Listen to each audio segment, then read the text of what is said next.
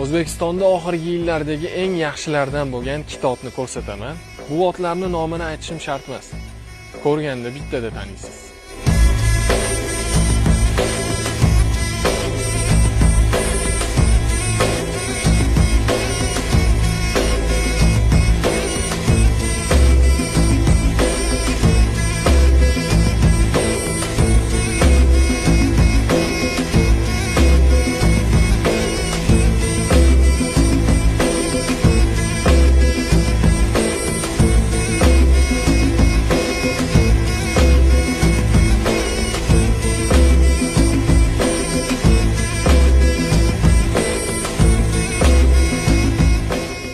Bu otlarning o'rnini endi qaysi otlar egallaydi?